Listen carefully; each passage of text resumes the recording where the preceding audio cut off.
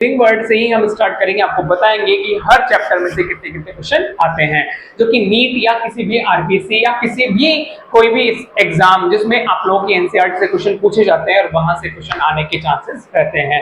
तो इस चैप्टर को हम आपको इस तरह से बताएंगे जो कि नई एनसीईआरटी के अकॉर्डिंग है। पहले जो पुरानी एनसीईआरटी थी उसमें लिविंग वर्ड में 4 टॉपिक थे। कितने टॉपिक थे बेटा? 4 टॉपिक। लेकिन अभी नई वाली एनसीईआरटी में इसमें 2 ही टॉपिक बचे हैं।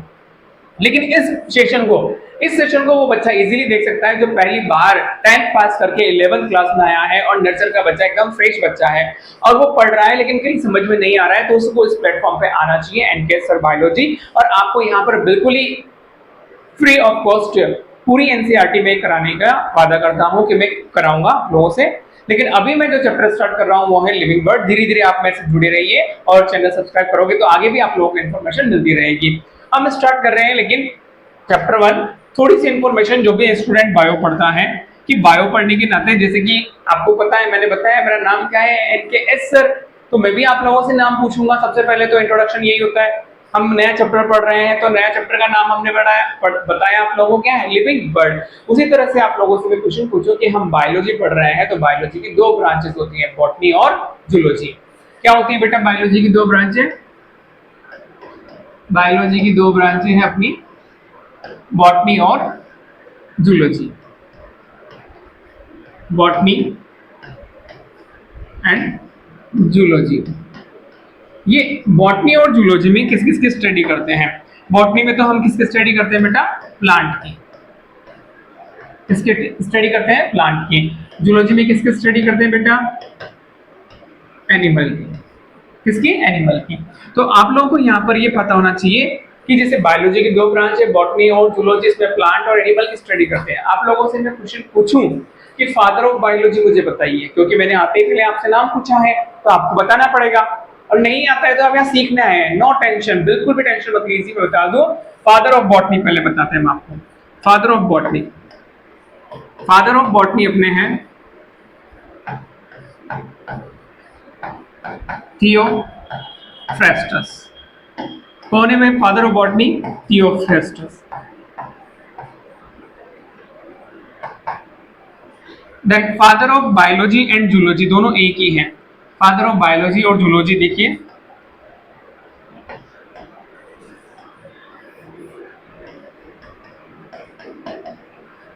Father of biology and zoology. कौन है फादर ऑफ बायोलॉजी जूलॉजी आप लोगों का? एरिस्टोटल। ये एक छोटा सा इंट्रोडक्शन जो भी बच्चा बायो पढ़ रहा है उसके लिए कि बायोलॉजी की 2 ब्रांच है, बॉटनी और जूलॉजी। बॉटनी में प्लांट की, एनिमल में एनिमल की स्टडी जूलॉजी में की जाती है। अब हम नेक्स्ट स्लाइड पे चलते हैं, अपनी जो लिविंग वर्ड वाला चैप्टर है उस पे। देखो यहाँ पर इस चैप्टर में बता दूं मैं आप लोगों को, जो यूनिट फर्स्ट है, इस यूनिट में पहले एनसीईआरटी में अभी भी और पहले की तरह 4 चैप्टर है। पहला चैप्टर है लिविंग वर्ड, दूसरा चैप्टर है बायोलॉजिकल क्लासिफिकेशन, तीसरा चैप्टर है प्लांट किंगडम और चौथा चैप्टर है एनिमल किंगडम। ये यूनिट फर्स्ट है एनसीईआरटी की बायोलॉजी की लिविंग वर्ड के अंदर, यहाँ पर जो चैप्टर दिए हुए हैं यूनिट फर्स्ट में। अब हमारा जो चैप्टर है वो है लिविंग वर्ड। इस लिविंग वर्ड के बारे में बता दूं मैं आप लोगों को कि यहाँ पर ये थोड़ा सा इंट्रोडक्शन है अर्नेस्ट मेयर का, इसने स्पीसीज की जो बहुत बेस्ट डेफिनेशन दी थी वो दी है। अब हमारा जो चैप्टर है वो स्टार्ट करते हैं, वो है अपना लिविंग वर्ड। कौन सा चैप्टर अपना? Living word. Chapter number 1 living word. यहाँ पर बेटा आप लोग देखोगे 2 ही सब टॉपिक आपको दिखाई दे रहे हैं, diversity in the living word and taxonomy categories. लेकिन इसमें जब 4 टॉपिक आया करते थे तो फर्स्ट टॉपिक जो हुआ करता था, what is living. What is living, भाई लिविंग क्या है? लिविंग। सेकंड टॉपिक हुआ करता था बायोडाइवर्सिटी। थर्ड टॉपिक हुआ करता था taxonomy category and fourth topic अपना हुआ करता था टैक्सोनॉमिक एड्स। मतलब पहला फर्स्ट नंबर का और फोर्थ नंबर का टॉपिक अब एनसीईआरटी में नहीं है, लेकिन आप टेंशन मत लीजिए, ये चैप्टर जब मुझे सेकंड टॉपिक में आना है तो मुझे फर्स्ट टॉपिक पढ़ना ही पड़ता है और आपको मैं पढ़ाऊंगा। फर्स्ट टॉपिक क्या था? What is living. First topic से हम स्टार्ट करते हैं। देखो इधर फर्स्ट टॉपिक क्या था अपना, फर्स्ट टॉपिक से स्टार्ट करते हैं। देखो पहला टॉपिक व्हाट इज लिविंग।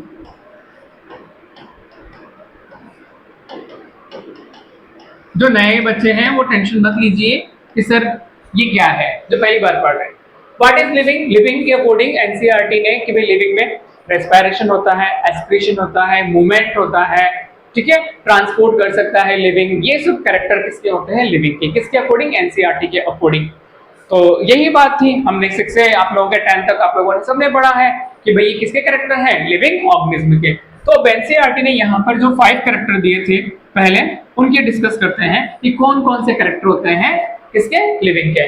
तो कैरेक्टर ऑफ लिविंग, देखो पहला कैरेक्टर क्या था? Cellular organization. ऑर्गेनाइजेशन। दूसरा कैरेक्टर क्या था? ग्रोथ। तीसरा कैरेक्टर क्या था बेटा? Reproduction. Reproduction. And then fourth character अपना है metabolism. Metabolism. And then 5 character अपना था कॉन्शियसनेस। कॉन्शियसनेस।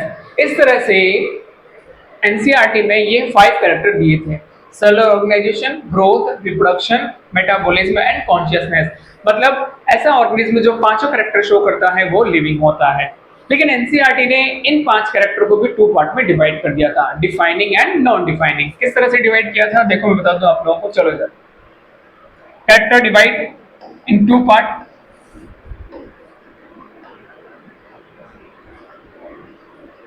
देखो defining and non defining.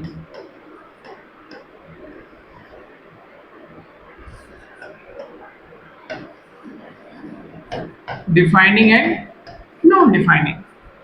Defining बटा, डिफाइनिंग का मतलब है present, present in all living organism. Present होंगे सभी किसमें? लिविंग ऑर्गेनिज्म में, बट कैसे? Without exception. मतलब ऐसा कैरेक्टर जो सभी लिविंग ऑर्गेनिज्म में प्रेजेंट होगा विदाउट एक्सेप्शन, कोई एक्सेप्शन नहीं होना चाहिए। तो अब हम इसमें देखेंगे कौन कौन से डिफाइनिंग कैरेक्टर होते हैं, कौन से नॉन डिफाइनिंग कैरेक्टर होते हैं। देखो इधर डिफाइनिंग कैरेक्टर आप लोगों के कौन कौन से होते हैं मैं यही बता दूं। 5 कैरेक्टर जो हमने पढ़े हैं, तो पहला अपना सेलुलर ऑर्गेनाइजेशन।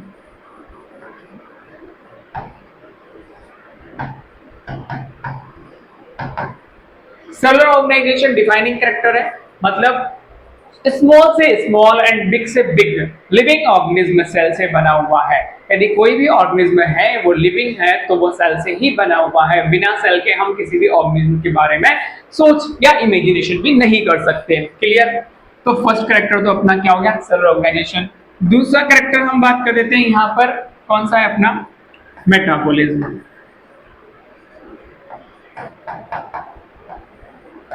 मेटाबॉलिज्म।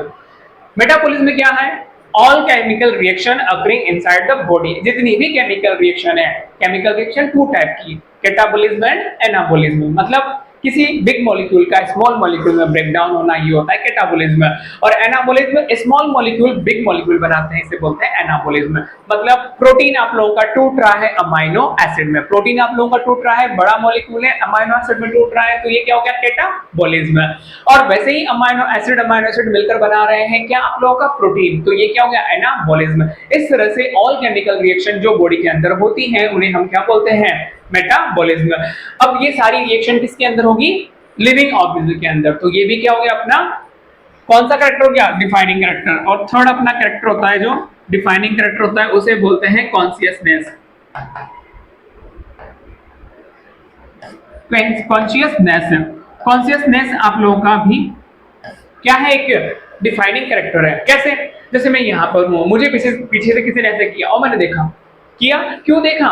किसी ने पीछे से क्या किया, मुझे ऐसे किया, मैंने ऐसे देखा, क्यों देखा? क्योंकि मुझ में क्या है, कॉन्शियसनेस है बेटा, कॉन्शियसनेस। यदि मुझे कॉन्शियसनेस होगी तो मैं पीछे मुड़कर देखूंगा। लेकिन मेरे हाथ में क्या है, मान लीजिए कुछ भी, किस तरह से ये है, ये बुक भी है, मैंने इसको इस तरह से किया, इसने कुछ रिस्पांस दिया मुझे? कोई रिस्पांस नहीं दिया। तो ये क्या हुआ, एक तरह से नॉन लिविंग ऑर्गेनिज्म कोई रिस्पांस नहीं करते। मतलब कॉन्शियसनेस किसका कैरेक्टर हो गया, लिविंग ऑर्गेनिज्म का। देखो बच्चा, पढ़ना तो पड़ेगा, बिना पढ़े काम नहीं चलेगा, मेहनत आपको करनी पड़ेगी, क्योंकि समझना आपको है, आगे आपको बढ़ना है। आप हमेशा सोचिए कि आप आगे बढ़ेंगे और आपकी ही तरक्की होगी, और आपकी तरक्की के पीछे किसका हाथ होगा, आपके पेरेंट्स का। जब भी आप डिमोटिवेट हो, हमेशा आप अपनी आंखें थोड़ी सी क्लोज करें और अपने पेरेंट्स के बारे में सोचें कि आप यहाँ पर आए हो तो किस लिए आए हो। उन्होंने बहुत मेहनत करी बेटा, आपको बहुत मेहनत करनी है, बहुत आगे जाना है। हम स्टार्ट कर रहे हैं आगे का पोर्शन। ये तीनों टॉपिक जो पहले आया करते थे, cellular organization, metabolism and consciousness, ये क्या है, डिफाइनिंग फीचर। अब नॉन डिफाइनिंग फीचर कौन से है बेटा, देखो अपने ये वाले। तो अब दो बचे हैं, एक तो है ग्रोथ और दूसरा है रिप्रोडक्शन।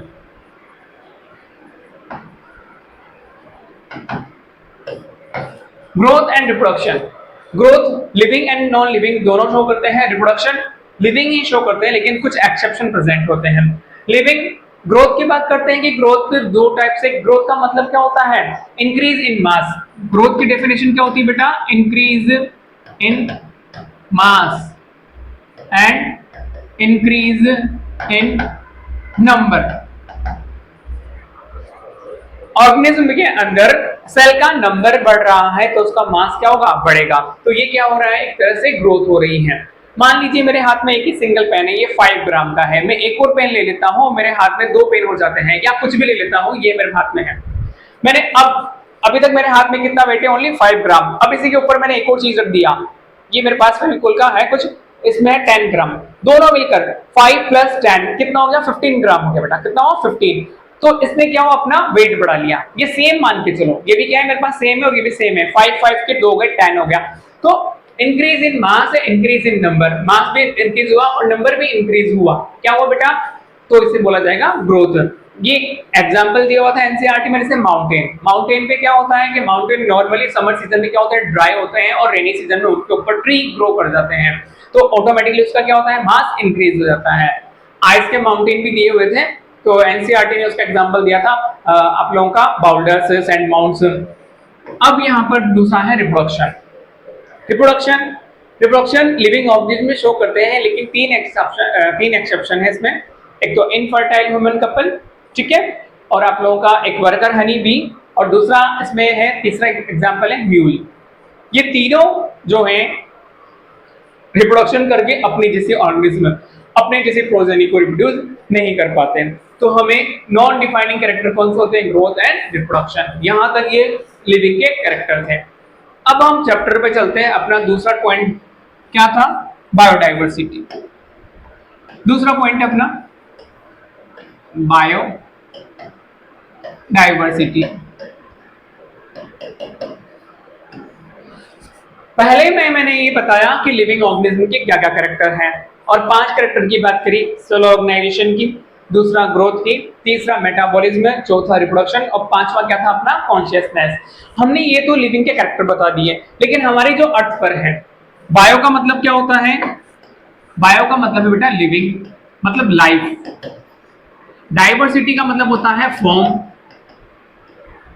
क्या है, लाइफ के डिफरेंट फॉर्म है। मतलब अभी तक हम बात करें कि अभी तक 1.7 से लेकर 1.8 मिलियन ऑफ स्पीसीज नॉन, क्या है बेटा, नॉन है।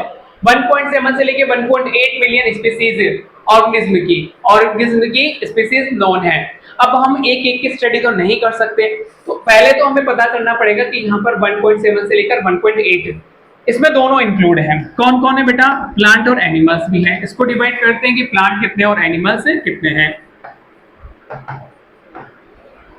एनिमल से अपने पास में 1.25, एंड देन प्लांट कितना है अपने पास में 0.5 मिलियन। 1.25 मिलियन तुमने पास में क्या है एनिमल्स की स्पीसीज है, 0.55 कितनी है अपनी प्लांट्स की स्पीसीज है। इस तरह से ये बायोडायवर्सिटी अर्थ पर प्रेजेंट है। अब पहले हमने कैरेक्टर जाने लिविंग के, दूसरे में हम बात कर रहे हैं किसकी बायोडायवर्सिटी की। हम ये चैप्टर पढ़ क्यों रहे हैं? चैप्टर का नाम है लिविंग वर्ल्ड, मतलब जीवों का एक पूरा जगत। वर्ल्ड का मतलब होता है जगत, तो लिविंग वर्ल्ड दो शब्द तोड़ के अपने आप ये वर्ड बन जाएगा पूरा लिविंग वर्ल्ड। एक मीनिंगफुल जो शब्द आएगा वो है लिविंग वर्ल्ड। तो यहां पर हम पहले लिविंग के कैरेक्टर जान रहे हैं, फिर उनके नंबर के बारे में बात कर रहे हैं। अब नंबर काफी सारे हैं तो हम स्टडी एक एक की तो नहीं कर सकते, एक एक की स्टडी करेंगे तो काफी टाइम लग जाएगा। तो हम क्या करेंगे बेटा, उनका क्लासिफिकेशन करेंगे, उनको एक कैटेगरी में डिवाइड करेंगे। क्लियर? जैसे कि मेरी क्लास चल रही है, मेरे इस क्लास में भी है, मेरे को बच्चों को पढ़ाना है, तो मैं 11th क्लास के बच्चों को पढ़ा रहा हूं, या 11th क्लास से जो हायर स्टूडेंट है जिनको एनसीईआरटी काम में आने वाली है वो ही इस वीडियो को देख सकते हैं। और देखने में तो हर कोई देख सकता है, लेकिन काम का स्पेशली किसके लिए है? जिसके लिए कंपटीशन एग्जाम में एनसीईआरटी के लिविंग वर्ड से क्वेश्चन पूछे जाने हैं। मैं बोल दूं ये 5वीं क्लास का या 5th क्लास का या 6th क्लास का बच्चा या 3rd क्लास का बच्चा ये चैप्टर मेरा वीडियो देखेगा, वो नहीं देखेगा क्योंकि उसके काम का ये वीडियो नहीं है। आ रही बात समझ में? तो हम जो ऑर्गेनिज्म जिसकी स्टडी करनी है उसको क्लासिफाई कर देंगे। हम हर एक पर्टिकुलर ऑर्गेनिज्म की स्टडी नहीं करेंगे, जिसके कैरेक्टर जिसके साथ मैच करेंगे उसको एक ग्रुप के अंदर रख देंगे। तो पहले तो हम बायोडायवर्सिटी के बारे में बात करते हैं, जो एनसीईआरटी में दिया हुआ है उसी पॉइंट पर आते हैं। देखो एनसीईआरटी के अकॉर्डिंग अपना जो पॉइंट है उस पर आते हैं। देखो भाई आ जाओ इधर, स्टार्ट करते हैं एनसीईआरटी। ये तो एक इंट्रोडक्शन पॉइंट है, how wonderful is the living world, ये तो आप पढ़ लेना। अपना जो टॉपिक है हम वहीं से स्टार्ट करते हैं, ज्यादा टाइम वेस्ट नहीं करना। मैं चाहता हूं कि वीडियो ज्यादा बड़ा ना बने। देखो इधर first diversity in the living world. If you look around you will see a large variety of living organism. आप अपने चारों ओर देखेंगे तो बहुत सारे क्या दिखाई देंगे आप लोगों को? लिविंग ऑर्गेनिज्म की variety. B it potted plant, insect, birds, your pets and other animals and plants. There are also several organisms that you cannot see with your naked eye, but they are all around you. मतलब इतने छोटे छोटे small micro organism भी हैं जिसको हम normal आई से नहीं देख सकते हैं। अभी मेरे हाथ में ये पेन है, आपके हाथ जब पढ़ रहे हो आपके हाथ में भी कोई पेन है या रजिस्टर है, ये कहीं ना कहीं से कहीं टच हुआ होगा एनवायरनमेंट में, तो इसमें भी छोटे छोटे क्या है बैक्टीरिया है। वाटर की ड्रॉप में पूरा इकोसिस्टम होता है बेटा, अब पढ़ोगे तो हम उनको नहीं देख सकते। If you were to increase the area that you make observation, the range and variety of organism that you see would increase. जब आप अपने आसपास के एरिया को देख रहे हैं तो डिफरेंट टाइप के ऑर्गेनिज्म दिखाई दे रहे हैं, लेकिन हम अपने आसपास का एरिया थोड़ा और बड़ा करेंगे, हम किसी फॉरेस्ट में विजिट करने जाएंगे या फिर कहीं और गार्डन में जाएंगे, तो गार्डन में आप डिफरेंट डिफरेंट टाइप के क्या देखेंगे? प्लांट दिखेंगे। उन प्लांट में डिफरेंट डिफरेंट टाइप के क्या होंगे? फ्लावर्स होंगे। हमारे घर में तो 2-3 तरह की वैरायटी होगी, लेकिन गार्डन में जाएंगे तो वहां ज्यादा वैरायटी दिखेगी। Clear? Obviously, if you were to visit a dense forest, for example, you would probably see much greater number and kind of living organism in it. Clear? वहां फॉरेस्ट में डिफरेंट टाइप के क्या मिलेंगे आप लोगों को? Organism. Each different kind of plants, animals and organism that you see represent a species. The number of species are known and describe range between, ये underline कर लीजिए बेटा, 1.7 से लेके 1.8। यहाँ से क्वेश्चन बनने के चांसेस रहते हैं, यहाँ से आप लोगों के क्वेश्चन बनते हैं। इसको क्या कर लीजिए? हाईलाइट कर लीजिए। मैं लिख देता हूं NEET exam. This refers to be biodiversity और द नंबर, इसको क्या बोला गया हम लोगों ने? Biodiversity. The number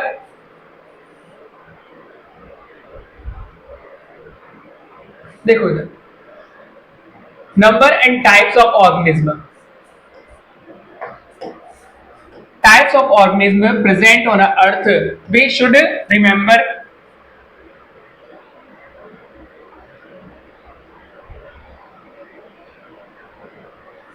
we should remember here that as we explore new areas and even old ones, new organisms are continuously being identified.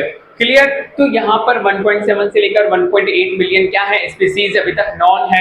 और we should remember here that we explore new areas. आप लोगों को पता होना चाहिए कि अभी तक भी हम क्या कर रहे हैं, जब भी नई जगह जाते हैं तो उसके बारे में नए नए नए क्या मिलते हैं, हमें ऑर्गेनिज्म मिलते हैं और उनके बारे में भी इंफॉर्मेशन हमें कलेक्ट करनी होती है। ये सब अभी चल भी रहा है, ठीक है।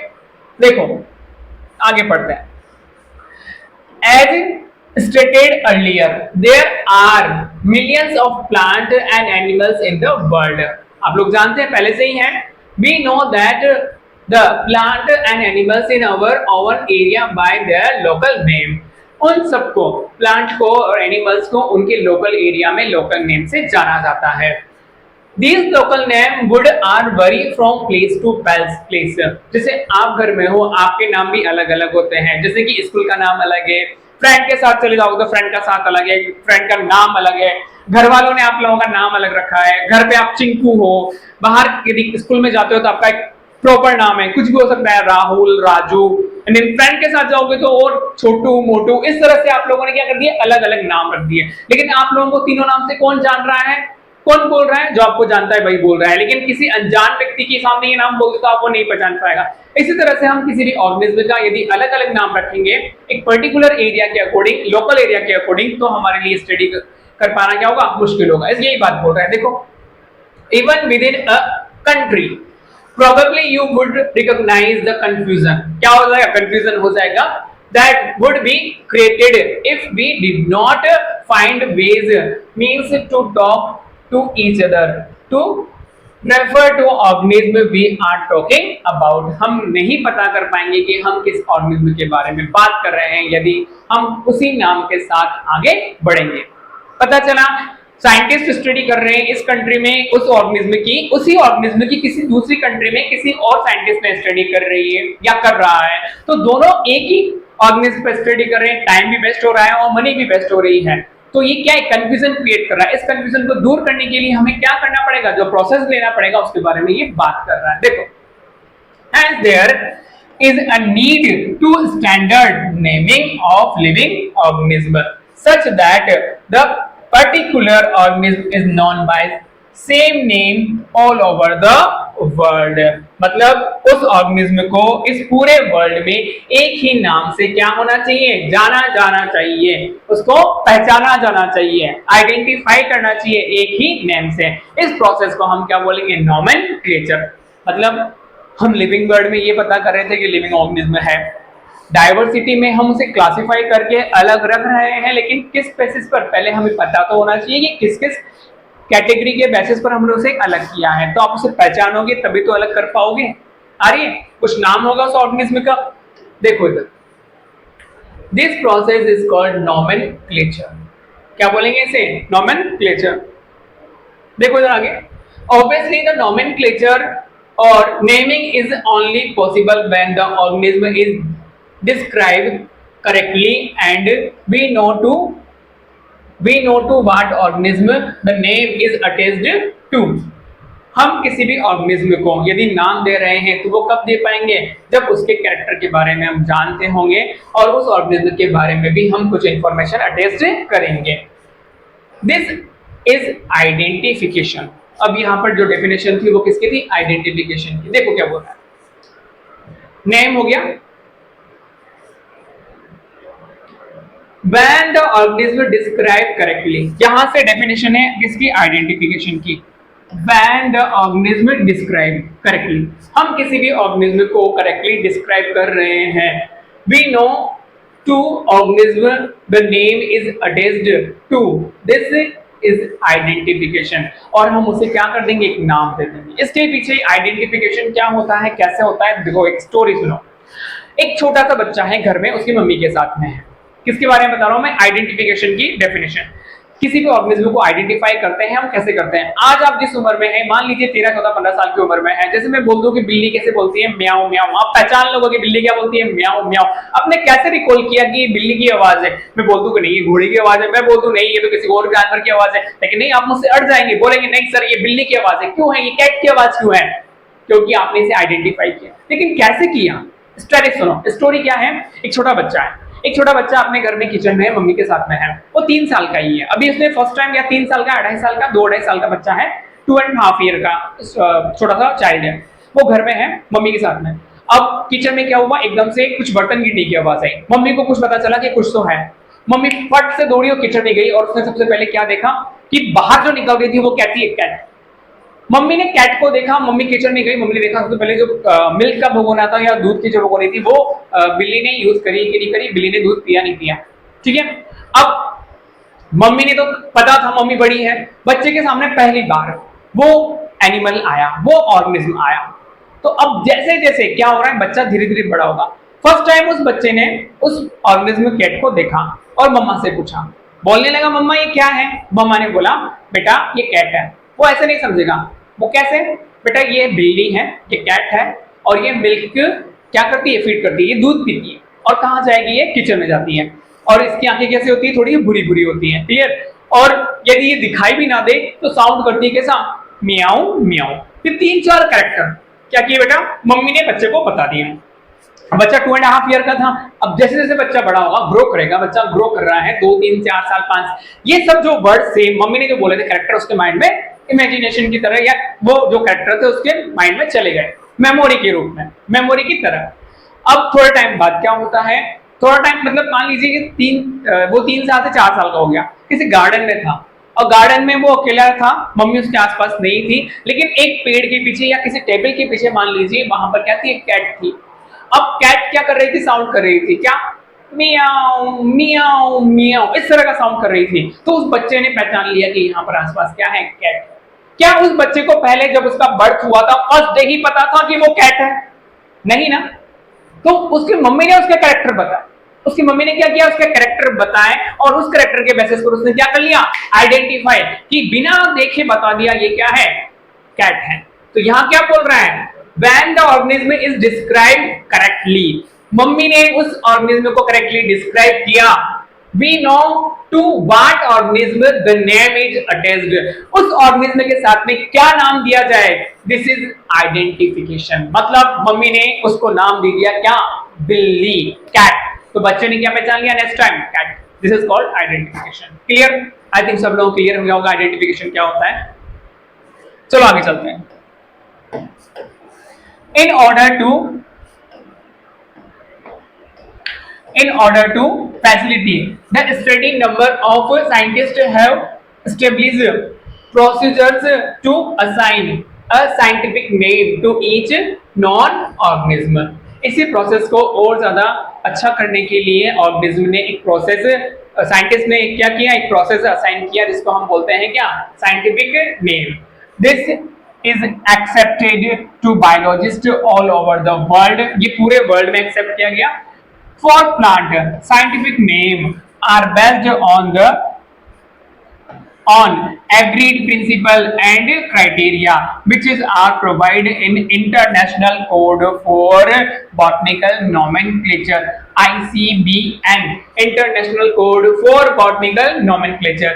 You may ask how are animals named? अब आप पूछेंगे कि एनिमल्स का नेम किस तरह दिया जाएगा? Animal taxonomists have evolved International Code of Zoological Nomenclature. ये याद रखना, प्लांट में क्या है यहाँ पर? 4, एनिमल में क्या है? Of. International code of zoological nomenclature, ICZN. The scientist name ensure that each organism has only one name. Scientist अब अश्योर हो गए कि हर एक ऑर्गेनिज्म को एक ही नाम रखा जाएगा। आगे चलते हैं। Description of any organism should enable to people if any part of the world to arrive at a same name, मतलब ये जो डिस्क्रिप्शन है किसी भी ऑर्गेनिज्म के बारे में बताया जा रहा है कि उसका सेम नेम, उसका जैसा नेम है किसी ऑर्गेनिज्म को नहीं दिया जाएगा।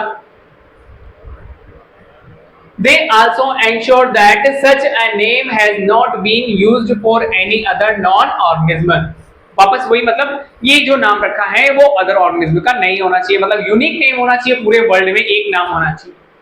Biologists follow universally accepted principle to provide a scientific name to no organism. Each name has two component. अब ये बोल रहा है कि हमने नाम तो रख दिया, उस नेम में क्या क्या वर्ड्स होंगे, किस तरह से होंगे, तो ये बता रहे हैं कि हम जो नेम रखेंगे वो बाइनोमियल सिस्टम के अकॉर्डिंग रखेंगे और उसमें दो वर्ड होंगे। फर्स्ट कंपोनेंट किसको बताएगा, जेनेरिक नेम को, और सेकंड कंपोनेंट किसको बताएगा बेटा, स्पीसीज को। फर्स्ट आप लोगों का बताएगा किसको, जीनस को, और सेकंड क्या बताएगा, उसके स्पीसीज को। एग्जांपल जस्ट लाइक आप लोग और हम, नाम क्या है अपना साइंटिफिक, होमो सेपियंस, होमो सेपियंस। तो होमो क्या हुआ अपना जेनेरिक नेम, और सेपियंस क्या है, स्पीसीज। इसकी मैं ट्रिक बता दूंगा कि पहला वर्ड कौन सा आता है और दूसरा वर्ड कौन सा होता है। This system of providing name with two component is called binomial nomenclature. इसको हम क्या बोलते हैं बेटा, binomial nomenclature बोलते हैं। binomial nomenclature मतलब दो नेम है, एक जेनेरिक नेम, दूसरा species name. This naming system given by Carolus Linnaeus, यहाँ से क्वेश्चन बनता है, binomial nomenclature given by, किसने दिया है, Carolus Linnaeus ने। ये लाइन अंडरलाइन कर लीजिए भाई आप लोग, मैं हाईलाइट करा दूंगा जहां से क्वेश्चन बनने के चांसेस रहते हैं। Binomial nomenclature given by Carolus Linnaeus, आगे चलो, is being practiced by biologists all over the world. This naming system using a two-word format was found convenient. Let us take the example of mango. यहाँ पर एक example दिया हुआ है mango. Understand the way of providing scientific name better. The scientific name of mango is written, क्या लिखा जा रहा है, Mangifera indica. फर्स्ट जो मैंगीफेरा है उसके किसको बता रहा है, जीनस को, और इंडिका उसकी स्पीसीज को। इंडिका स्पीसीज कहाँ की बेटा, इंडिया की। Let us see how it is a binomial name. देखते हैं ये किस तरह से बाइनोमियल नेम है।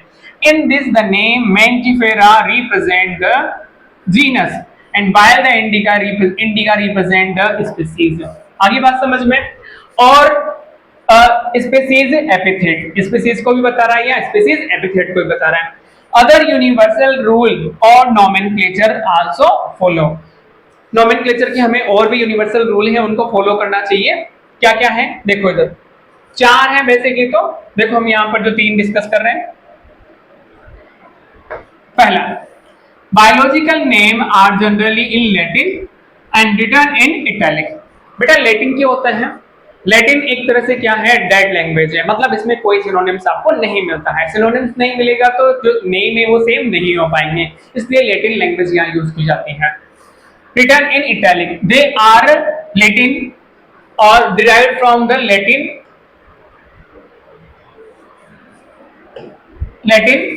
irrespective of their origin. Second point क्या है, the first word in biological name represent genus and the second component denote the specific epithet या species. आप लोग ABCD लिखते हो, ABCD लिखोगे जिसमें पहले क्या आएगा बेटा, G, और बाद में क्या आता है, S। तो पहला क्या है, जीनस, और दूसरा वर्ड क्या है, स्पीसीज। ये याद रखना। ABCD में फर्स्ट क्या आता है, जीनस, सेकंड क्या आता है, S। तो यहां पर भी पहला G और दूसरा S है। both word in a biological name when hand written कर रहे हैं, हाथ से लिख रहे हैं, are separately underlined, उनको अलग अलग क्या करेगा, करना पड़ेगा, अंडरलाइन करना पड़ेगा, और printed in italic to indicate their Latin origin. और यदि हम उनको प्रिंट आउट निकाल रहे हैं या प्रिंट कर रहे हैं, हैंड रिटन कर रहे हैं, तो इटैलिक होगा, ये शो करेगा क्या आप लोगों का, कौन सा, italic, Latin. Fourth, the first word denote the genus start with capital, मतलब मैंजीफेरा में मतलब एम क्या आएगा, capital.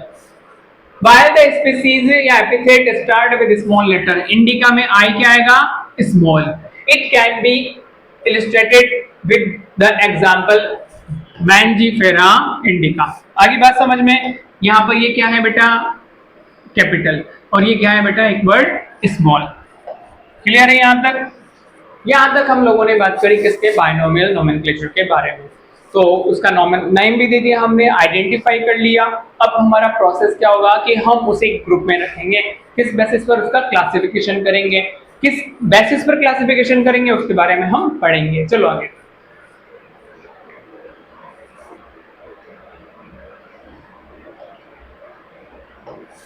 Name of the author appear after the species. एक पॉइंट ये था कि यदि उसको जो साइंटिफिक नेम में हमें ऑथर का नेम भी देना है तो आफ्टर स्पीसीज के नेम के बाद में हम ऑथर का नेम लिखेंगे, लेकिन पूरा नहीं लिखेंगे। देखो example, at the end of biological name is return in abbreviation. Abbreviation form जैसे मैंटिपेरा इंडिका, लिनियस का पूरा नाम नहीं लिखकर LINN लिखा जाएगा। ठीक है, ये एक fifth rule. It indicate this species was first described by Linnaeus। ये किसने डिस्क्राइब करी है बेटा, Linnaeus ने। और Linnaeus क्या है, father of binomial system. Since it is nearly impossible to study all living organisms, it is necessary to devise some means to make possible। ये कोई आवश्यक नहीं है अपने लिए, और एक तरह से एक पॉसिबल भी नहीं है कि हर एक ऑर्गेनिज्म की स्टडी की जाए। This process is classification। हम क्या कर रहे हैं कि हर एक ऑर्गेनिज्म को स्टडी ना करके उसे कुछ ग्रुप में डिवाइड कर देंगे, किसके बेसिस पर, सिमिलर कैरेक्टर के बेसिस पर। This is called classification. Classification is the process, यहां से इसकी डेफिनेशन स्टार्ट होती है। क्या है भाई, देखो यहां ध्यान सुनना। Classification is the process by which anything is grouped into convenient category based on the same easily observable character। जो बाहर से हमको कैरेक्टर दिखाई दे रहे हैं, ऑब्जर्वेबल कैरेक्टर जो हमें दिख रहे हैं, उसके बेसिस पर हम ऑर्गेनिज्म को क्या कर दें, ग्रुप में डिवाइड कर दें। मेरे पास 3 कलर के पेन हैं, कौन कौन से हैं, रेड है, ब्लू है एंड ब्लैक है। मेरे पास तीनों क्या है, 10, तीनों कलर के मिला के 10 पेन है टोटल। मैं बात करूं किस तरह से है, देखो मेरे पास में इधर देखो, टोटल कितने बेटा, 10। इस 10 को मैं 3 पार्ट में डिवाइड कर देता हूं, 3, 3 एंड 4। ये तो मेरे पास है रेड, ठीक है, ये मेरे पास है ब्लू, और ये मेरे पास है ब्लैक। क्लियर? तो मैंने इन तीनों को डिवाइड कर दिया, रेड ब्लू ब्लैक में। तो रेड हो गए, 3 ब्लू हो गए और 4 ब्लैक हो गए। तो टोटल तो मेरे पास कितने थे, 4। अब मुझे यूज करना है तो मैं तीनों को यूज ना करके रेड वालों को यूज करना है तो रेड पेन ले लूंगा। इसी तरह से मुझे ऑर्गेनिज्म की स्टडी करनी है तो मैं 3 ऑर्गेनिज्म या 4 ऑर्गेनिज्म जिनको एक साथ रख दूंगा तो मेरे पास एक ही ऑर्गेनिज्म की स्टडी करूंगा, बाकी 3 की स्टडी अपने आप हो जाएगी। क्यों, वो सेम है कैरेक्टर के बेसिस पर। क्लियर? आगे बात समझ में, यही अपना क्या होता है, क्लासिफिकेशन। चलो इधर, for example, we easily recognize group such as plants or animals, dogs, cats and insect। यार हम इजीली पहचान देते हैं ये कौन सा प्लांट है, ये डॉग्स है और ये क्या है, कैट है। This moment, the moment we use any of these terms, we associate certain characters with the organism in that group। That image do you see when you think of a dog? Obviously, जैसे मैंने कोई organism का नाम ले दिया, जैसे मैंने plant बोल दिया तो आप प्लांट के बारे में सोच जाएंगे। मैंने एनिमल बोल दिया, एनिमल के बारे में सोच जाएंगे। मैंने लॉयन बोला तो आप लॉयन थॉट अपने माइंड में अपने आप आ जाएगा। तो ये लाइन ये बोल रही है। Obviously, each one of us will see dogs, not cat। जैसे ही मैंने डॉग बोला तो आपके माइंड में डॉग्स आया, कैट नहीं आया। प्लांट बोला तो प्लांट आया, एनिमल नहीं आया। Clear? Now, if we were to think Alsatian, Alsatians यहाँ पर एक क्या है, डॉग की स्पीसीज है। ठीक है, we know that we are talking about। अब हम इसके बारे में क्या करते हैं, बात करते हैं। कैसे करते हैं, देखो यहाँ पर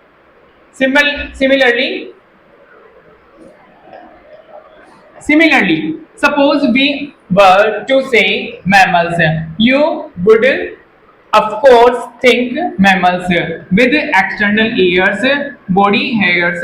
Likewise in the plants, if we try to talk wheat, ये बोल रहा है जैसे मैंने मेमल्स बोलूंगा तो मेमल्स आपके माइंड में आ जाएंगे। मेमल्स के क्या कैरेक्टर होते हैं? बॉडी पे हेयर होता है, एक्सटर्नल ईयर होते हैं, ये सब किसके कैरेक्टर हैं?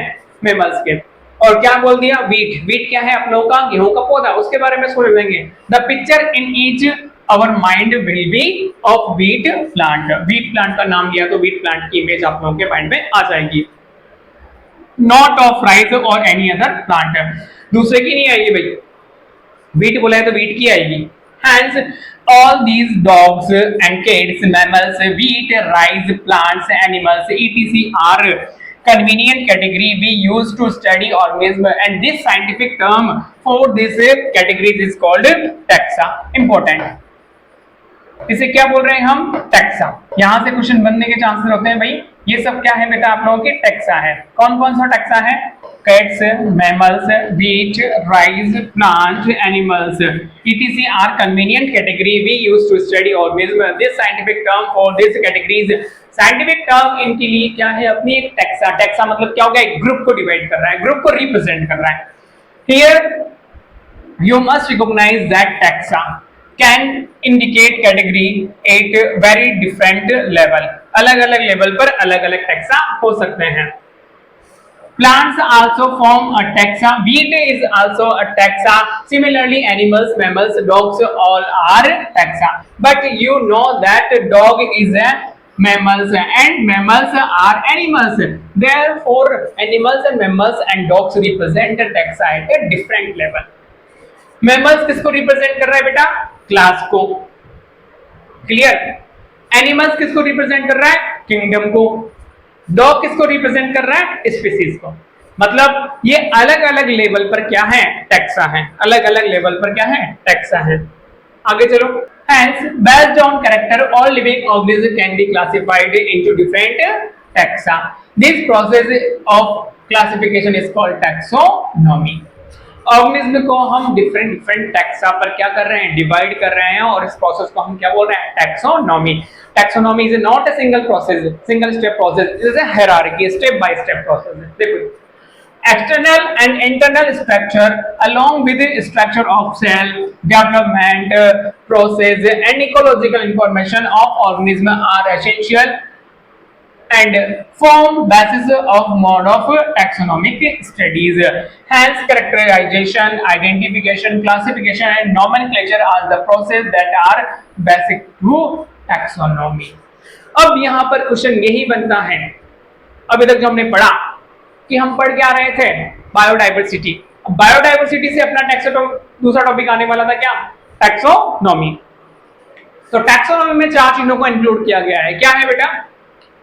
Characterisation, identification, classification, nomenclature. अब इसको समझो। कुछ आप लोगों को यहाँ समझना है ये पॉइंट जो मैं लिखा रहा हूँ कि टैक्सोनॉमी क्या होती है और टैक्सोनॉमी किस चीज को इंक्लूड किया जाता है, क्योंकि इस पॉइंट से बच्चों को बहुत कंफ्यूजन रहता है। देखो टैक्सोनॉमी, टैक्सोनॉमी इंक्लूड, टैक्सोनॉमी में किस किस को इंक्लूड किया जाता है बेटा? चार पॉइंट। पहला है कैरेक्टराइजेशन,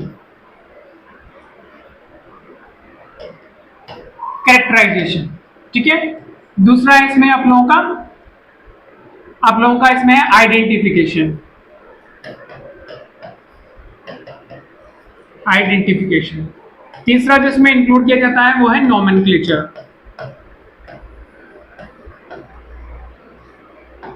ठीक है। और जो फोर्थ इसमें इंक्लूड किया जाता है classification,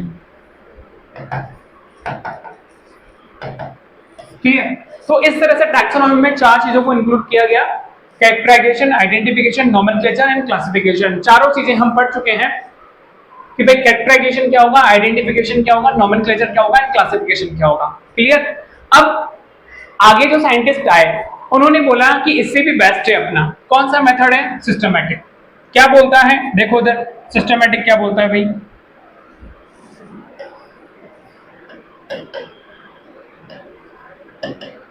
Systematic include taxonomy plus phylogeny। Systematic किस किस को इंक्लूड करता है बेटा? टैक्सोनॉमी और फाइलोजेनी को। टैक्सोनॉमी में अपने 4 पॉइंट तो थे सही, कौन कौन से? Classification, identification, nomenclature, categorization. लेकिन अब यहाँ पर वो एक चीज को मिस कर देता है, बाकी 3 पॉइंट को लेता है। फाइलोजेनी क्या होती है? स्टडी किसकी? एंसेस्टर की, रिलेशनशिप की। क्लियर? एंसेस्टर से अपना जो रिलेशनशिप है, हिस्ट्री ऑफ एंसेस्टर, उनकी जो रिलेशनशिप है बताते हैं, वो किसे बताते हैं? फाइलोजेनी में। स्टडी ऑफ एंसेस्टर, एंसेस्टर की स्टडी करना किसमें? फाइलोजेनी के अंदर आता है। अब कैसे बताते हैं कि फाइलोजेनी क्या होगी? मैं 3 एग्जांपल आप लोगों के सामने लेता हूं। एक है डंकी, दूसरा है लॉयन और तीसरा है मंकी। क्लियर? एक डंकी है अपने पास में और एक लॉयन है और एक मंकी है। अब आप लोगों से पूछा जाए कि आप लोगों के मोस्ट ऑफ द कैरेक्टर किसके साथ में मैच करेंगे, लॉयन, मंकी या डंकी? सिंपल सा आंसर आप लोगों के सामने से आएगा मंकी। क्यों? क्योंकि मंकी के most of the character human से मैच कर रहे हैं, तो मंकी को हम क्या बोलते हैं? हमारा एंसेस्टर। तो ये क्या है? फाइलोजेनी। किसकी? ह्यूमन की। ह्यूमन की फाइलोजेनी। तो किसी भी ऑर्गेनिज्म की फाइलोजेनी क्या बताती है? उसका रिलेशनशिप उसके एंसेस्टर के साथ में। क्लियर? तो हम एनसीईआरटी के पॉइंट पे आते हैं। देखो एनसीईआरटी क्या थी अपनी, यहां पर देखो,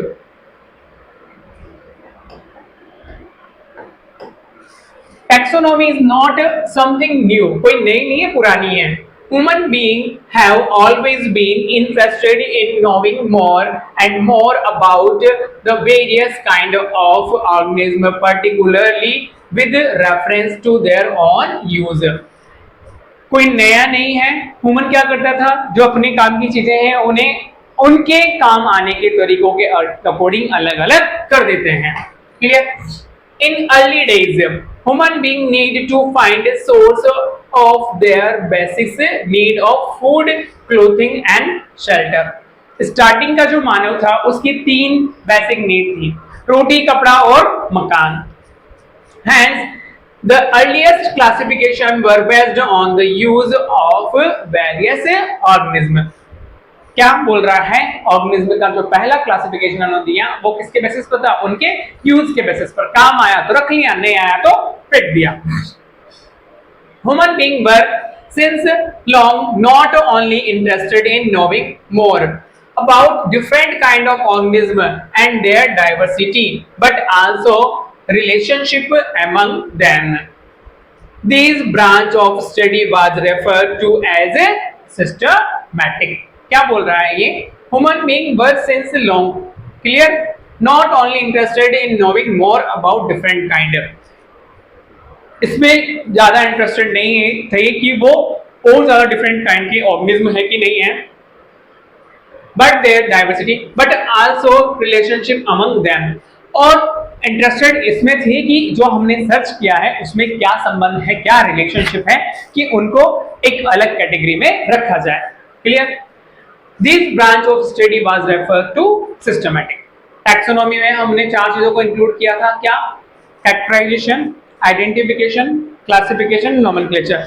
टैक्सोनॉमी में हमने किसको यूज, सिस्टमैटिक में यूज किसको इंक्लूड किया है हमने? Taxonomy plus phylogeny. तो देखो यहाँ पर this word systematic is derived from the Latin word and systema which means the systematic arrangement of organism. क्या बोल रहा है? सिस्टमैटिक का अरेंजमेंट क्या होता है? Systematic arrangement, systematic arrangement of organism. Clear? Linnaeus, आगे देखो,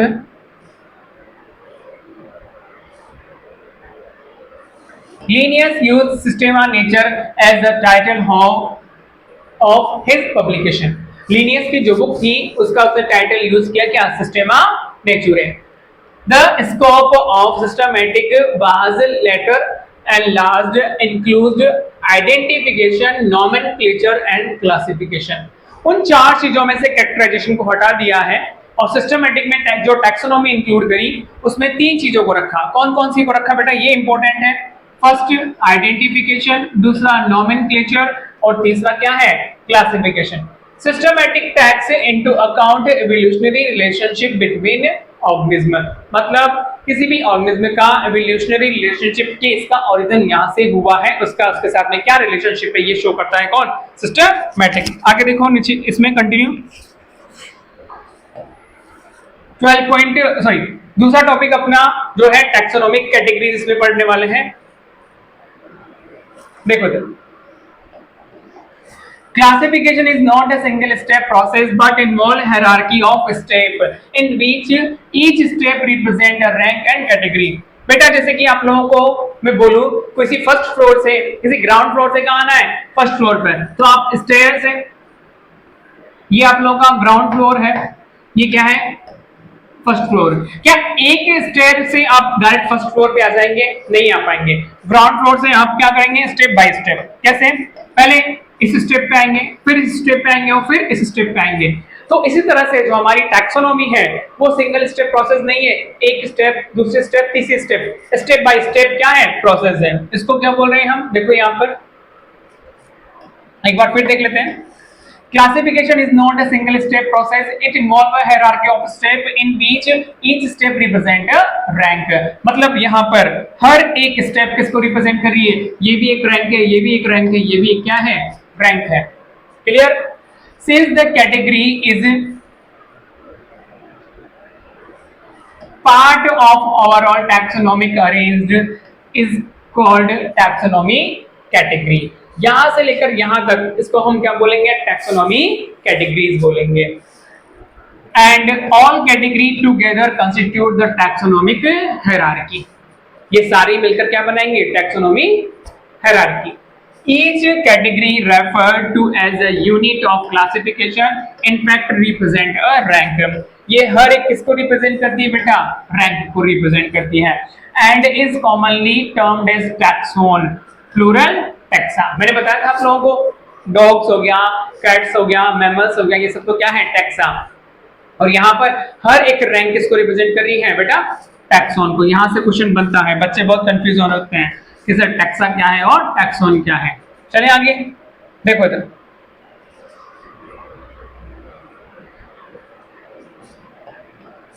taxonomy category and hierarchy can be illustrated by the example insect represent a group of organism। आपको बताया था insect क्या है, एक represent कर रहा है किसको, group of organism को, sharing common features like इनके common feature क्या है, 3 pair of joint legs, it means insect are recognizable concrete object which can be classified and thus be were given a rank or a category. Can you name other such group of organism? क्या बोल रहे हैं ये कि जैसे कि हमने insect को ले लिया एक एग्जांपल में और इंसेक्ट की रिप्रेजेंट कर रहा है किसको, एक object which can be classified thus were given a rank or category। Clear? यहाँ पर एक रैंक और कैटेगरी है क्योंकि इंसेक्ट क्या एक आर्थ्रोपोडा है। Remember group represent a category, category further denote a rank। Category किसको फर्दर डिनोट करती है, रैंक को। तो यहाँ पर आप लोगों का क्वेश्चन बनता है इंसेक्ट क्या है, एक स्पीसीज है, इंसेक्ट क्या है आप लोगों का यहाँ पर एक कैटेगरी। ईच रैंक और taxa in fact represent a unit of classification. These taxonomic category are distinct biological entity and not merely morphological aggregate। यहाँ से क्वेश्चन बनता है, ये आप लोगों का उसमें आता है असर्शन रीजन में, ये स्टेटमेंट क्या बोल रहा है ये, These taxonomic groups and categories are distinct biological entities। ये biological entities हैं, not merely morphological aggregate। ना कि किस आधार पर है, ये जो बाहर से दिखाई देने वाले morphological के बेसिस पर नहीं है। क्लियर? चलो आगे next point, taxonomical studies of all non-organisms have led to development of common categories such as kingdom, phylum, division for plant and class, order, family, genus and species। ये क्या है आप लोगों की कैटेगरी है, रैंक है। All organisms include those in the plant and animals kingdom have species as the lowest category। ऊपर से जब नीचे की ओर डाउन, अब आप लोग टॉप से टॉप वाले पॉइंट से नीचे डाउन पॉइंट पर आएंगे तो ऊपर क्या है किंगडम और नीचे क्या है स्पीसीज। तो स्पीसीज क्या है स्मॉलेस्ट कैटेगरी। यहां से भी क्वेश्चन बनता है species as the lowest category. Now the question you may ask is how to place an organism in various category। आप लोग पूछ रहे होंगे क्वेश्चन कि किसी भी ऑर्गेनिज्म को किस कैटेगरी में किस बेसिस पर रखा जाएगा। This basis requirement is the knowledge of character of an individual और ग्रुप ऑफ ऑर्गेनिज्म। उसके एनिमल के जो कैरेक्टर होंगे उसको उस ग्रुप के अंदर रख दिया जाएगा। This help in identifying similarities and dissimilarities among the individuals of the same kind of organism as well as other kind of organism। मतलब जो सिमिलर ऑर्गेनिज्म है वो एक ही ग्रुप में रख दिए जाएंगे और जो डिसिमिलर है वो ऑटोमेटिकली बाहर हो जाएंगे। मैंने एग्जांपल दिया था, मेरे पास 10 पेन है, 10 पेन है, 10 में से मैंने डिवाइड कर दिया 3 3 एंड 4। 3 तो मेरे पास रेड थे, 3 मेरे पास ब्लू थे और 4 क्या थे, ब्लैक। तो मैंने उनको यूज भी किया, बाहर से सेम होंगे लेकिन यूज करके देखा, पता चला ये रेड है, ये रेड है और ये ब्लू है, ब्लैक है, तो अलग अलग कर दिया था। क्लियर? अब देखो, अब हम पढ़ने वाले हैं टैक्सोनॉमिकल हायरार्की। टैक्सोनॉमिकल हायरार्की आप लोगों की देखो, जो एनसीईआरटी में डायग्राम दिया हुआ है बता दूं कैसा है, ये रही आप लोगों की, ये है। हम जो पढ़ने जा रहे हैं वो ये है, क्या है, kingdom, phylum and division. Phylum किसके लिए, एनिमल के लिए, और डिवीजन किसके लिए बेटा, प्लांट के लिए। Class, order, family, genus, species. इसकी एक ट्रिक भी है, मैं बता दूंगा आप लोगों को, शॉर्ट ट्रिक है, शॉर्ट में पढ़िए आप लोग, देख लेना। Species, genus, family, order, class, phylum, division and kingdom. Clear? So सबसे स्मॉल कौन सी है आप लोगों की, स्पीसीज। हम स्टार्ट करते हैं स्पीसीज से पढ़ना और आप लोगों को धीरे धीरे मैं समझाता भी रहूंगा कि किस तरह से यहाँ पर इंक्लूड हुई है। सबसे पहले हम पढ़ेंगे किसके बारे में, स्पीसीज के बारे में। देखो यहाँ पर बहुत बेसिक से समझना, बहुत आराम से समझना, समझ में आ जाएगा इजीली। देखो, taxonomic studies consider a group of individuals of organism with fundamental similarities as a species. Taxonomic studies क्या बोलती हैं, ऑर्गेनिज्म, वो ऑर्गेनिज्म जो फंडामेंटली क्या हो, सिमिलर होते हैं, वो एक ही स्पीसीज के मेंबर होते हैं। One should be able to distinguish one species from the other closely related species based on the distinctive morphological difference. Let us consider the Mangifera indica, Solanum tuberosum plant, potato. And अब यहाँ पर दो example है मेरे पास, Solanum tuberosum, Mangifera indica। मैं आपको यहाँ पर एनिमल के एग्जाम्पल लेके आपको एक्सप्लेन कर रहा हूँ। क्लियर? पेंथ्रा लियो, जिसको हम क्या बोलते हैं बेटा, लोयन। All the three names Indica, tuber and Leo represent the species epithet। मतलब फर्स्ट नेम आपका रिप्रेजेंट करता है बेटा किसको, जीनस को। सेकंड नेम रिप्रेजेंट करता है किसको, स्पीसीज को। अब यहां देखो, इंडिका, इंडिका हो गया, ट्यूबरोसम एंड लियो, ये सेकंड नेम है। तो ये किसको रिप्रेजेंट कर रहे हैं बेटा, स्पीसीज। किसको रिप्रेजेंट कर रहे हैं, स्पीसीज को। While the first word Mangifera, Solanum and Panthera are genera। ये क्या है बेटा, genera। Clear? And represent the another level of taxon and category। मतलब पीछे वाला तो उनका क्या था आप लोगों का, जीनस है, और सॉरी पीछे वाला वर्ड क्या है उनका, स्पीसीज। आगे वाला वर्ड क्या है, जीनस है। Clear? Each genus may have one or more than one specific epithet represent different organism, but having morphological similarity। For example, अब यहाँ से समझना, ये क्वेश्चन यहाँ से समझने की बात आती है। क्या समझने की बात आती है, देखो यहाँ पर 3 एग्जाम्पल मैं लेता हूँ आप लोगों के पास में।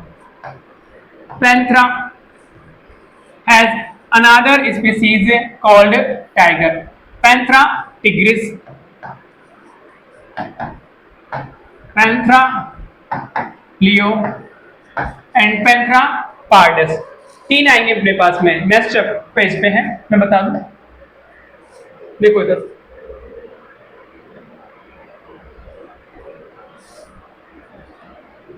Human being belong to the species Homo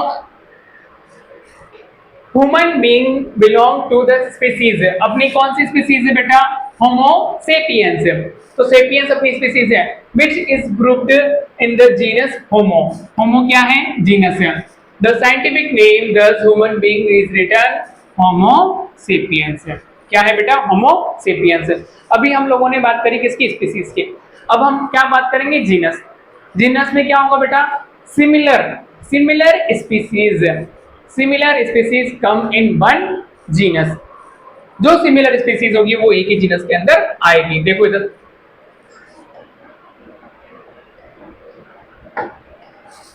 genus comprises a group of related species which has more character in common, comprises two species of other genera। We can say genera are aggregate of close related species। ये important line है, यहां पर notice करना है आपको। We can say that genera are aggregate of close related species। जो close related species हैं वो एक ही जेनरा के अंदर आएंगी। एग्जाम्पल क्या है? देखो इधर, potato, brinjal are two different species but both belong to genus कौन सा? सोलेनम। इनका जीनस क्या है? सोलेनम है। लियो, अब यहां से समझना स्टार्ट करना। Leo, Panthera leo. Leopard, Panthera pardus. Tigris, Panthera tigris. Clear? तो यहां पर देखो, इसको मैं बता दूं आप लोगों को। पैंथरा लियो, पैंथरा पार्डस,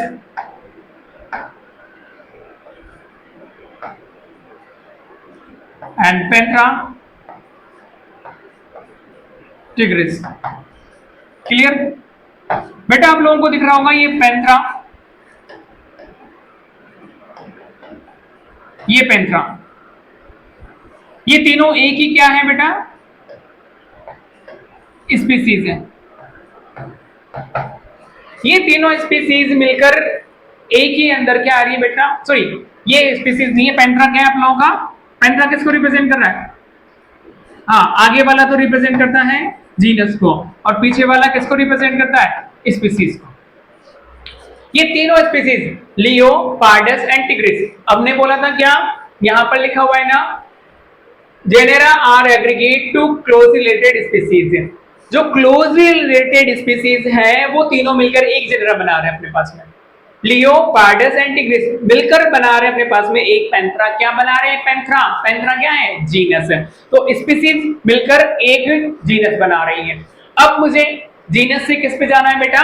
फैमिली पर। तो मेरे पास जीनस के दो ग्रुप होने चाहिए, दो जेनेरा मिलकर एक फैमिली बनाएंगे। क्या बनाएंगे? दो जेनेरा मिलकर एक फैमिली। इसको इस तरह से समझो बेटा, ये इस तरह से होता है। ये स्पीसीज है, स्पीसीज 1, स्पीसीज 2। ये दोनों मिलकर मेरे पास क्या बना रही है बेटा? एक जेनेरा। अब मेरे पास ये दो स्पीसीज और हैं, स्पीसीज 1, स्पीसीज 1 नहीं रखते हैं इसको, 3 एंड स्पीसीज 4। ये मिलकर बना रही है मेरे पास क्या? Genera, genus 2। Panthera Leo, Panthera pardus and Panthera tigris. तो लियो, पार्डस एंड टिग्रिस तो स्पीसीज थी, लेकिन पैंथरा क्या थी? जीनस। इस तरह से ये, अब ये दोनों जीनस मेरे पास मिलकर क्या बनाएंगे बेटा? एक फैमिली। ये हो गया फैमिली 1। तो मुझे अब फैमिली से क्या जाना है? ऑर्डर। तो ऑर्डर पे जाने के लिए मेरे पास क्या होनी चाहिए? फैमिली भी 2 होनी चाहिए। तो ये एक मिल जाएगा ऑर्डर 1। इसी तरह से मैं आगे चलूं कि मैं बात करूं कि मेरे पास ऑर्डर से हम किस पे जाएंगे बेटा? क्लास पे। तो मेरे पास क्लास क्या होना चाहिए? क्लास पे जाने से पहले मेरे पास ऑर्डर भी क्या होना चाहिए? 2 होना चाहिए। तो ये 2 ऑर्डर, इन दोनों को मिलकर बनाया एक ही क्लास। अब मैं क्लास से किस पे जाऊंगा बेटा आप लोगों का? क्लास से मुझे किस पे जाना है? फाइलम पे। ठीक है, डिवीजन। तो फाइलम एंड डिवीजन की बात करूं तो मेरे पास क्लास भी कितनी होनी चाहिए? 2 या इससे ज्यादा होंगी, 3 and 4।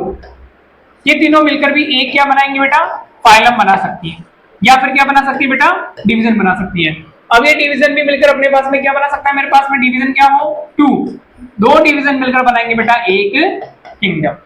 Kingdom, division, phylum, class, order, family, genus and species. हो गया अपना ये पूरा हायरार्की प्रोसेस। बस ऐसे समझना है आप लोगों को। चलो आ जाएगा, बहुत इजी हो जाएगा।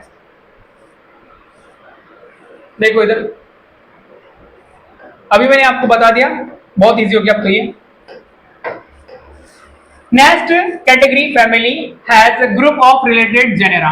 किसकी बात कर रहा है? Genera, which still less number of similarity as compare to genus and species. Obviously इनमें नंबर ऑफ जो सिमिलरिटी है ना वो जीनस हो और आप लोगों के स्पीसीज से क्या होगी? कम होगी। ठीक है, सिमिलरिटी कम होंगी। Families are characterized on the basis of both vegetative and reproductive feature of the plant species. Among the plant example, 3 different genera. कौन कौन सा यहाँ पर? Solanum, Petunia and Datura are placed in the family कौन सी? Solanaceae।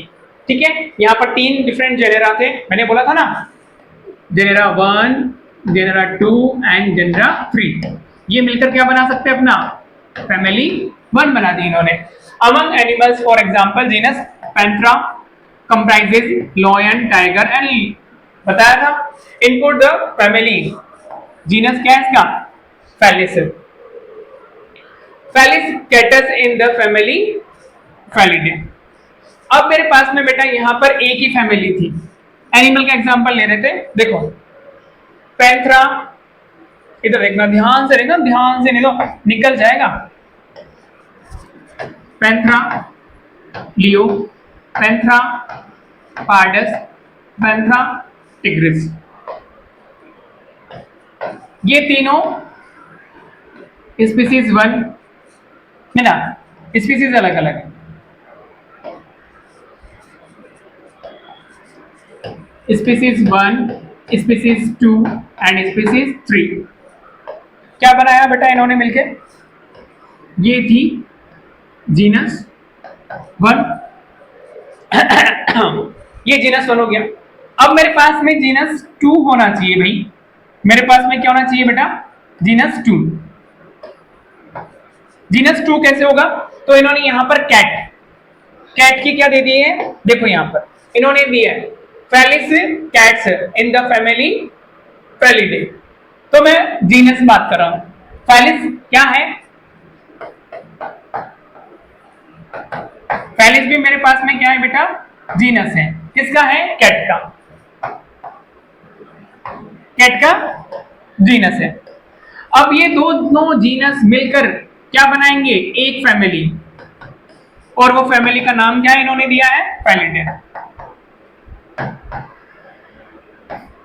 आगे बात समझ में, क्या दिया इन्होंने? एक फैलिडे।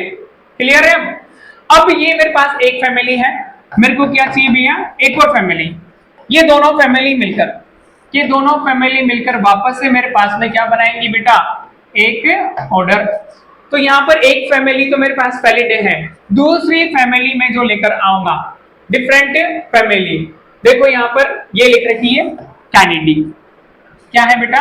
कैनिडी। कैनिडी देखो यहाँ पर अब बता दें आप लोगों को, एनसीईआरटी में मैं यहाँ तक पढ़ चुका था। You will find some similarity and some difference as well. They are separated into different families, Felidae and Canidae represently. Clear? दो फैमिली मेरे पास में Felidae and Canidae, ये क्या आएंगे बेटा? एक ऑर्डर में आएंगे। इनका क्या ऑर्डर होगा आगे बता देते हैं हम आप लोगों को। देखो इधर ऑर्डर 4 नंबर का।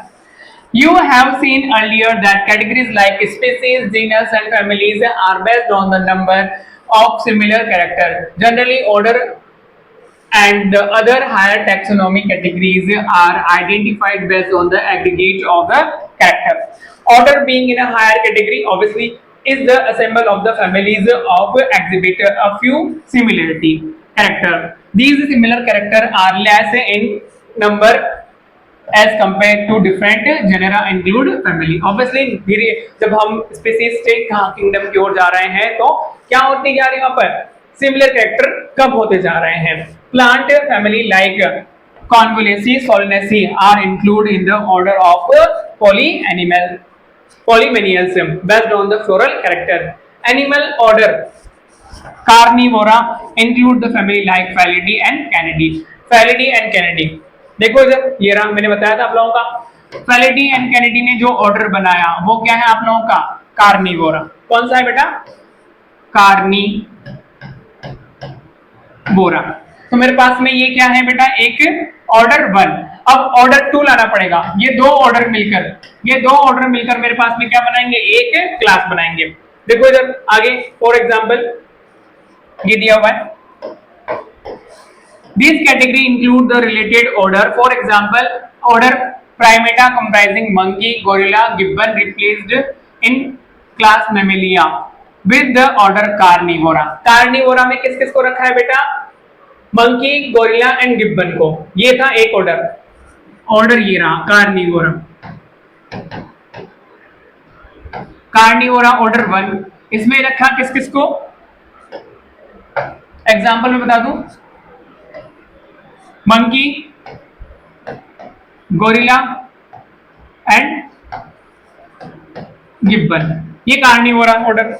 दूसरा इसने ऑर्डर लिया अपने पास में, that include animal tiger, cat and dog. इनका ऑर्डर क्या था बेटा, क्लास मैमेलिया। दो ऑर्डर है अपने पास में, एक तो प्राइमेटा में किसको रखा है इसने, देखो ये प्राइमेटा ऑर्डर है,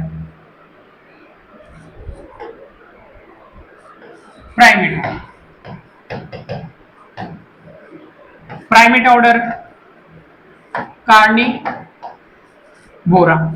कार्निवोरा में किसको रखा था इन्होंने, cat,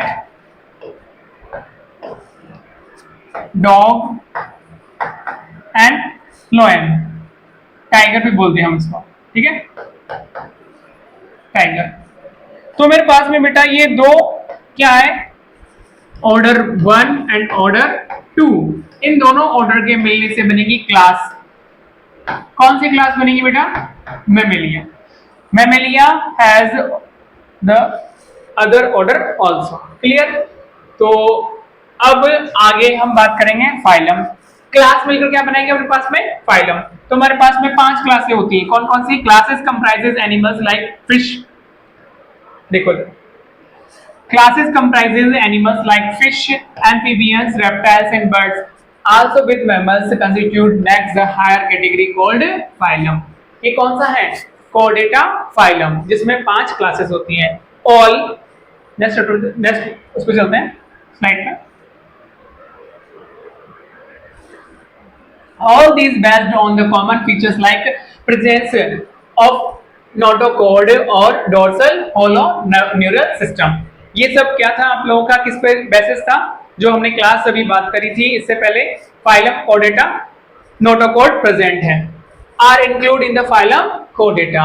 in case of plants class with a few similar character are assigned to the higher category called division. Plant के लिए हम क्या वर्ड यूज करते हैं बेटा, डिवीजन। एंड लास्ट वर्ड अपना क्या है इसमें, किंगडम।